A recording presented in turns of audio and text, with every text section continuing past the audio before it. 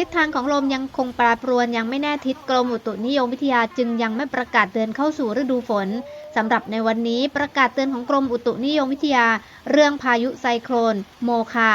ผลกระทบตั้งแต่วันที่ 11-16 พฤษภาคม